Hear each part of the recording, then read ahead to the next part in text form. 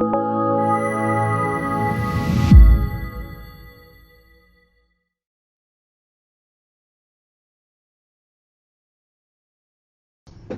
I'm Jacob Hornberger, president of the Future of Freedom Foundation, and this is this week's issue of The Libertarian Angle, a show that brings you the libertarian perspective on the burning issues of the day.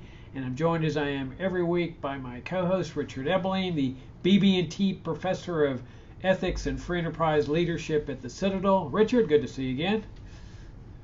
Good to see you, and to join our viewers and listeners.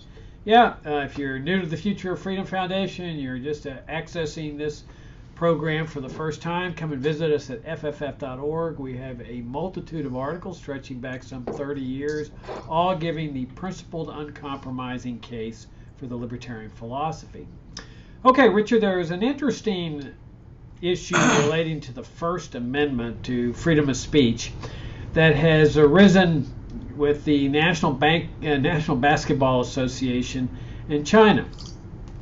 The controversy started out with I think it was the general manager of the Houston Rockets, or some official with the Houston Rockets, sends out a tweet defending the protesters in Hong Kong and saying that it's imperative that we stand with them because they're fighting for freedom. Well, obviously this did not sit well with the Chinese authorities, and so they had this huge hubbub where they canceled relationships with the Houston Rockets in several aspects. There was some kind of, I think, a preseason basketball game that they've decided not to show on national television, and some other companies were sponsors of the Houston Rockets. Apparently, basketball is this huge enterprise, American basketball at least, a huge enterprise in China, wildly popular. So the message that the Chinese authorities are sending out is, you take this position and this relationship's going to come to an end. Now, they haven't done that yet, but they're sending signals in that respect. In the meantime, the guy who sent out the original tweet, he deleted it almost immediately, and he's gotten some pushback from other people in the league. One guy apologized for it, and another one said, hey, our job is not to interfere with political matters. We're here for basketball. And then the head of the NBA came out and said, well, I'm not going to interfere with his freedom of speech. And then you've got the mainstream media coming in, weighing in on this, example after example, saying, oh, freedom of speech, and freedom of speech. Well, it's my perspective on this that this has absolutely nothing to do with freedom of speech. And this is what the mainstream media doesn't understand. That freedom of speech involves the relationship that citizens have or individuals have to their government. That if a government is suppressing speech, for example, like the U.S. government did during World War I, where they were jailing people for criticizing the draft or questioning World War I, they put them in jail. That's an infringement on free speech. And the First Amendment specifically says Congress shall pass no law infringing the freedom of speech. So when the Chinese authorities criminalize people for siding with Hong Kong there in China, or criticizing the Chinese regime, that's what freedom of speech is all about. That's the government destroying freedom of speech. So freedom of speech only rises in the context of what a government does to suppress speech or punish people for what it considers to be bad speech. In other words, like critical of the government. But a private institution has the right to operate its business any way it wants. If the NBA says, as part of its rules and part of its membership terms, says nobody's going to be talking about politics here, including this guy that sends out the tweet, say this is against the policies and rules of the NBA, which it isn't, but they could do that. It's not an infringement on freedom of speech. It's not destroying this guy's freedom of speech or the freedom of speech of any basketball player or owner or team official, because this is what private property is all about. And the private property order, as you know, is the bedrock of a free society. So a private organization can set whatever rules and regulations it wants for the operation of its own business. And if somebody doesn't like it, well, they don't have to work there. They don't have to go to NBA games. But it's not an infringement of freedom of speech. So what do you think?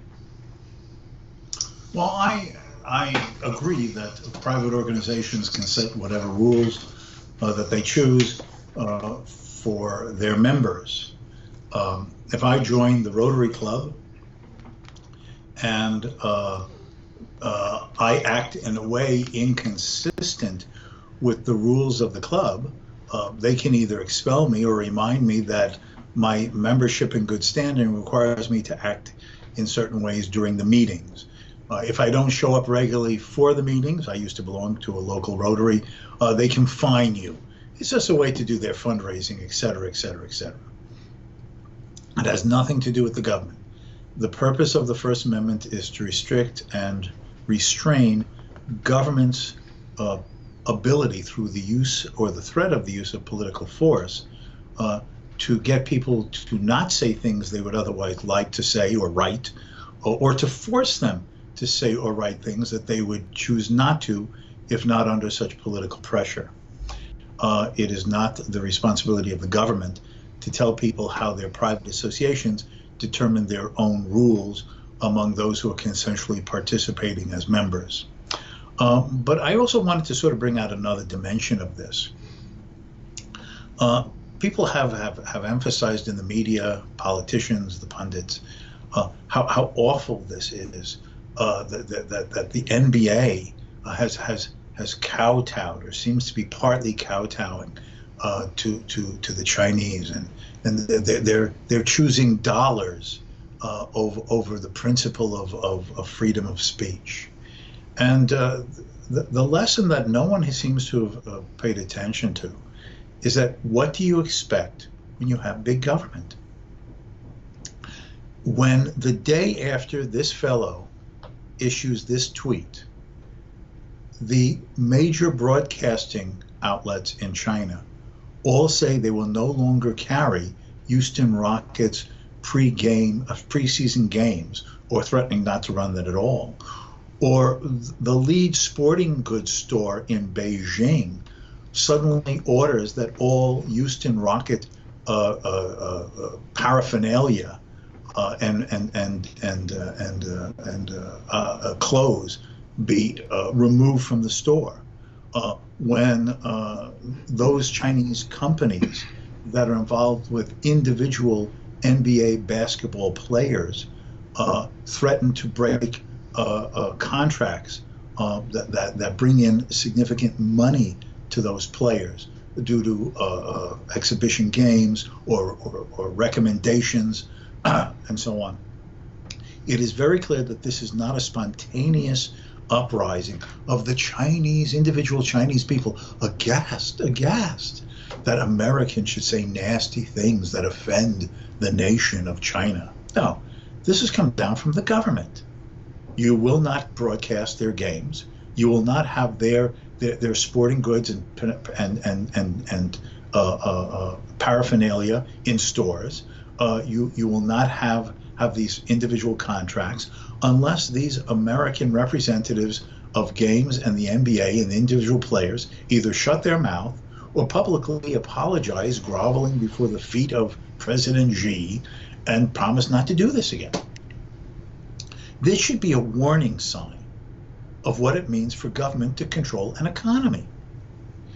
That is the meaning in China of socialism with Chinese characteristics.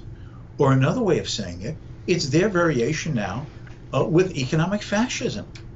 The state has allowed nominally degrees of private farming and private enterprise, but it is with the government holding all the strings over the nominally, quote, private puppets of the Chinese economy. And it would be a gross copying of their government's behavior if now the U.S. government, through the politicians wanting to pass legislation or the pundits pressuring the government regulatory agencies to command the NBA to respond in a particular way or to say or not say certain things. We would just be copying the Chinese government. What is the moral of the lesson of this? It is that the more that the government is involved with regulating, controlling, commanding, planning, the less autonomy individuals have to determine their own courses of action, to speak their own minds, to interact freely on basis of terms that they find mutually beneficial. Another element, Jacob, that has been made of this, that the NBA, it's hypocritical. They praise or even cultivate their own players from making public statements on questions of social justice or criticisms of the current president of the United States. But look, they kowtow before the Chinese government over a tweet that Beijing doesn't like. Why is this the case? Because you see, as much as Donald Trump may huff and puff about football players who kneel during the national anthem, or fake news from news media that he doesn't like and view as critical of him, you know what Donald Trump cannot do, but with President Xi of China can do? He can't command that every media outlet stop broadcasting football or basketball games. He can't threaten to shut down these businesses through regulatory command. He can't have people arrested as enemies of the people because what they're doing offends the nation.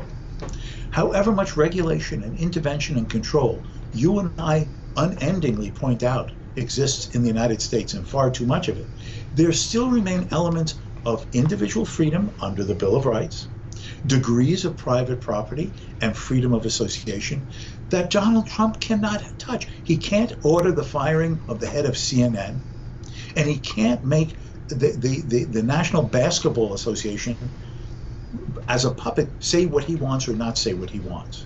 That is the difference between even degrees of economic freedom that we still possess and the controlled command economy that exists in China. That is the moral lesson. The more that the government controls, restricts, commands, plans, regulates, the less freedom you have to speak your mind, to manage your affairs the way you want, to associate and interact with others that you find it mutually beneficial to do so, either in the marketplace or the voluntaristic institutions of civil society. That is the important lesson we should be learned, not to copy the Chinese who, like dangling puppets on their strings, can make every Chinese businessman, enterpriser, sweat bullets and fearful of saying or doing anything because their individual freedom and the successive survival of their business is at stake. The lesson is the danger of economic collectivism. Is it tragic that the Chinese government acts this way? Is it a misfortune for the Chinese enterpriser and the American partners who'd like to do with them, that if that's the environment that they have to deal with that? Yes, it is a tragedy. And I hope that the Chinese at some point become freer in both civil liberties and in economic liberty. But we should use their government's totalitarian behavior as a lesson not to repeat in the United States, because like causes often bring about like effects. All right, you make a lot of good points. One point that I find especially intriguing and interesting is your point about how Trump cannot just jail the head of CNN or issuing orders telling the NBA how to operate its businesses. And your point here is very interesting to me, because what you're saying is not that Trump has this power and that he's exercising it judicially. You're saying that he doesn't have the power at all to jail these people or punish these people. And I think that's a really critically important part of a free society. Because if you look at the kind of society in which we live to now in terms of what the national security state and the president can do, they can now, for example, assassinate Americans. And it's been fully confirmed by the Supreme Court that they have this power. Well, obviously, they're not going out there and exercising the power widely. They've only exercised it 2, maybe 3 times, 2 that I can think of. But here, it's a different situation. You see, they have the power to assassinate, but they're being good, that they're not going out and just killing Americans based on the fact that they're an accused terrorist or something. That's not freedom. Freedom doesn't mean a benevolent dictator that is going to exercise the power of assassination judicially. A free society is where the ruler does not have the power to assassinate at all. It's not vested in him by the charter, for example, that brings the government into existence, like in our case, the Constitution. So what you're saying is the reason that he can't go out and start jailing the head of CNN or the NBA or the NFL is not because he's a good dictator that's just not exercising the power. It's that he lacks the power totally under our form of government. And that's critically important. Now, I want to also look at this in terms of the American people, looking at it in terms of that you've got this obviously a totalitarian, tyrannical state in China, as well as others around the world, Cuba, North Korea, and so forth. The question should be is, should our government wield the authority to control the activities of Americans for interacting with these brutal regimes? For example, one possibility would be that Trump says, oh, well, the Chinese have a tyrannical regime, it's a communist regime, so I'm going to prohibit entirely the NBA from participating at all in China. Now, you can say, oh, well, he doesn't really have the authority to do that. Oh, then what's the Cuban embargo all about? Isn't that what they do? They stop the NBA, they stop everybody from interacting with the Cuban people. That's not a free society. For a free society, you've got to have a president that lacks the authority to do that as well, where he's just absolutely barred from interfering with how people interact with the people of the world, including tyrannical regimes. Now, somebody might disagree with the NBA and say, well, I really don't think you ought to be participating in a communist regime. I don't think you ought to be making profits off it. I don't think you ought to be silencing yourself. Fair enough. Somebody can disagree with the private decisions that somebody else makes. They can go and boycott NBA games if they don't like how the NBA is behaving in China.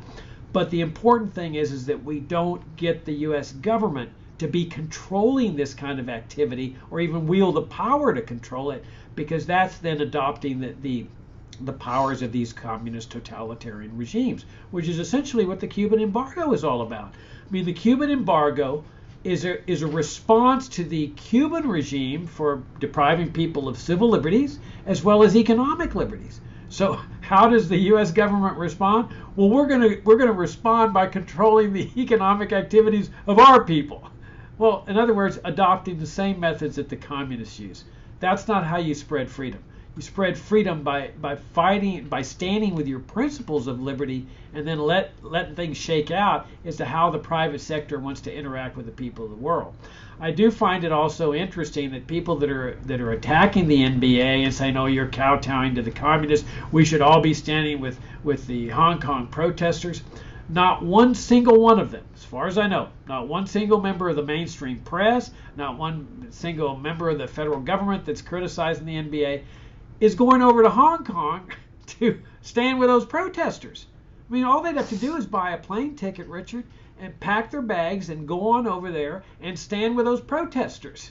But for some reason, their devotion to the Hong Kong protesters doesn't extend to them risking their own life or well-being by going over there, because they know what the Chinese government can do to them if it catches them. We see a variation of this with respect to this controversy now in Syria, where people are saying, "Oh, we have betrayed the Kurds. We have done this and we have done this." And well, we doesn't have anything to do with it. Don't use that pronoun for me, because I stood against this intervention from the very beginning. So don't say we did this. I didn't do anything. We stood against it. But notice that there's this preoccupation with the plight of the Kurds. Not one single one of these critics is going over there to stand with the Kurds. And there's nothing to prevent them from doing that. I mean, somebody just buys a plane ticket, goes over and says to the Kurds, "I'm going to stand with you. I'm going to join your forces and help you against Turkey." Not one single one of these critics has done that. So in other words, they're very brave and they're very valorous when it comes to the willingness to sacrifice American troops and to serve as a tripwire. But when it comes to risking their own lives and their own well-being, well, now a little discretion is the better part of valor there. So I think the bottom line here is focusing on how do we achieve a free society here at home. And we do that by restraining our government, tying it down and putting it in chains, as Jefferson said, so that it cannot interfere with the the ability and the freedom of the American people to travel and trade around the world and make their own decisions on how to deal with dictatorial regimes. Now, apropos to the last things you were saying, those who occasionally watch these videos that we do or read my articles probably have gotten an impression that I rarely compliment lefties and pinkos, but I'm going to. Apropos, you were saying, where are these people going over to Hong Kong or going to volunteer to support the Kurds in Syria? In the 1930s, during the Spanish Civil War, you had Franco's fascists trying to overthrow an admittedly left but democratically elected government.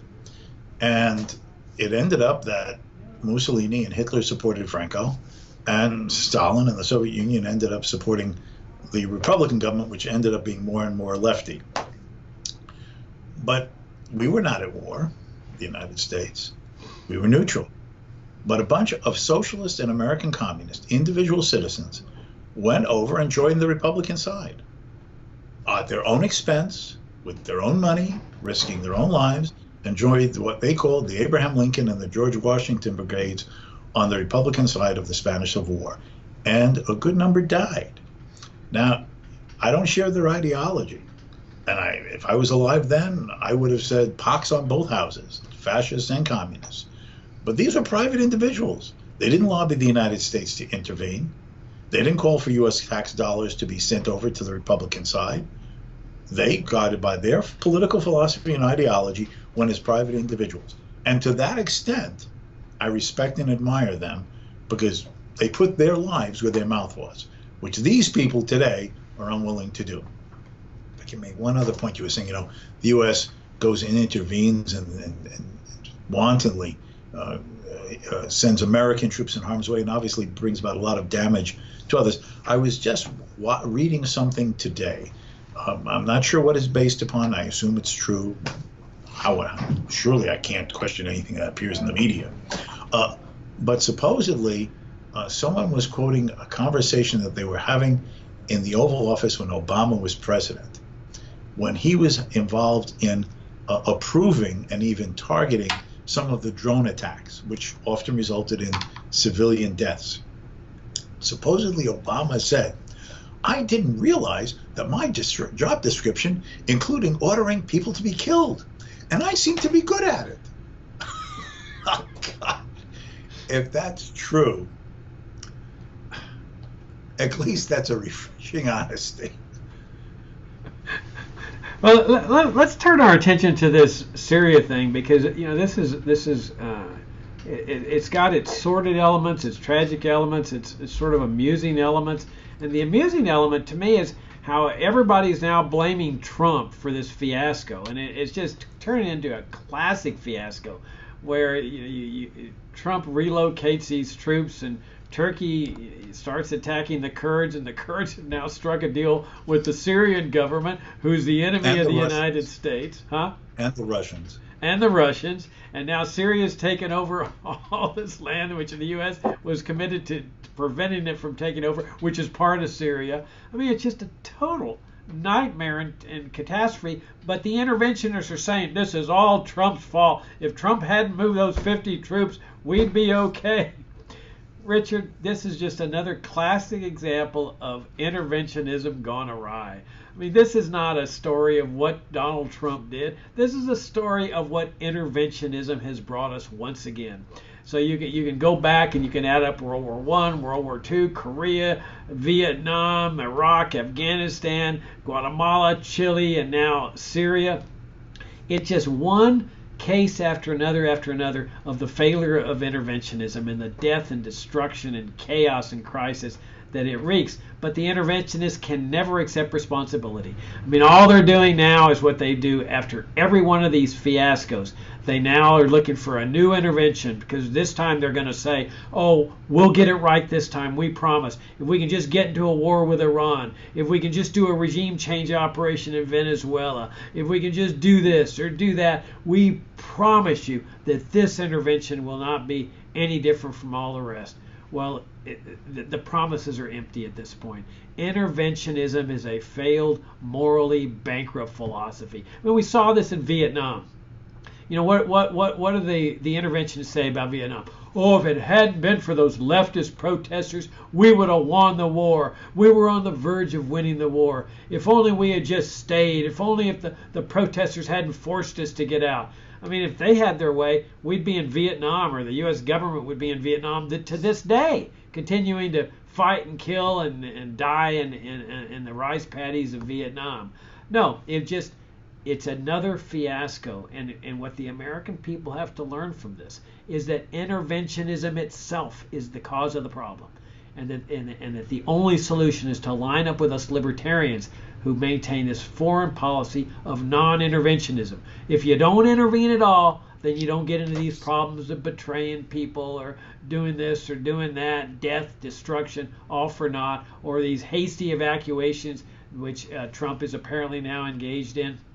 You don't get involved in any of these fiascos. Well, I think that part of the difficulty of getting this across to the American people is the huge propaganda machine of the U.S. government itself. And then the fact is the media. And I don't mean the press, I mean Hollywood.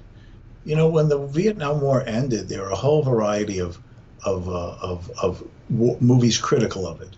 Apocalypse Now, Full Metal Jacket, for instance, that were devastating on how it affected the human psyche of the American soldiers, the brutality, the callousness, the wanton acts against civilians. It was portrayed as a nightmare. And that shows the power of culture and those who influence culture through movies.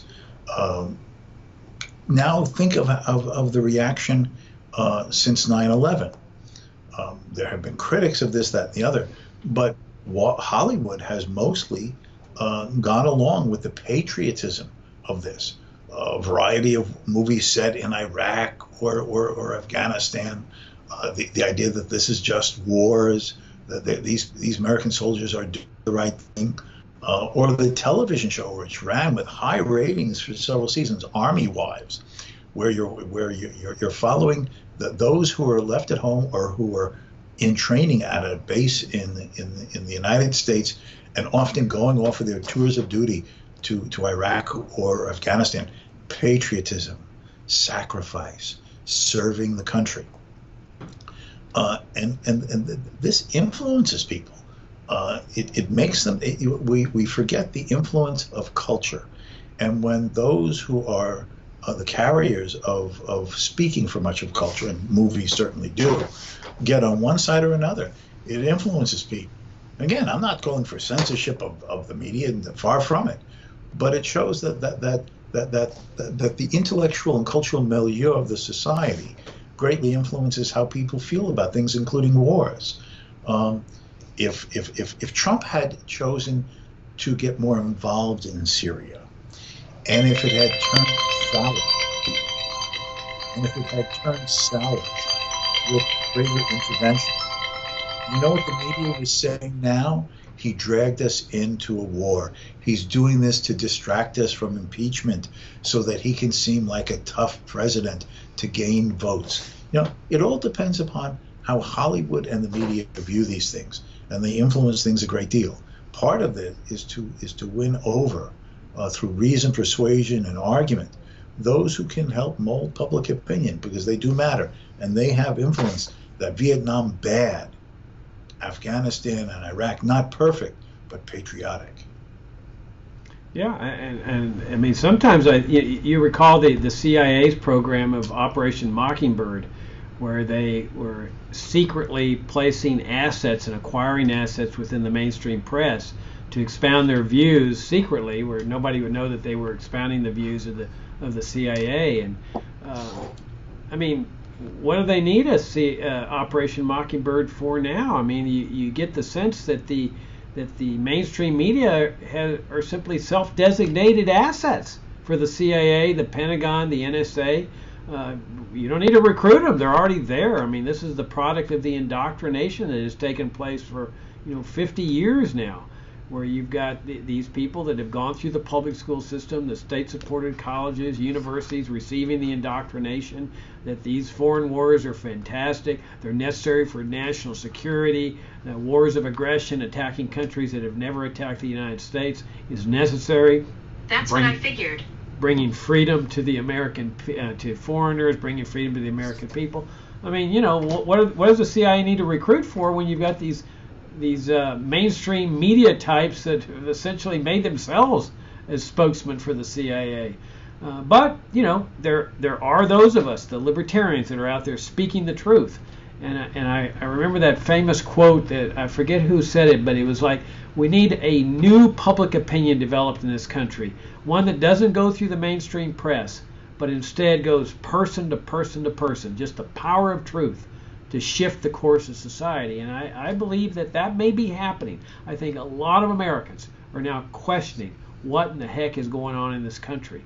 They haven't yet figured out what it is, but once they discover what we libertarians have been saying, I think there's a chance we may see some giant shifting taking place.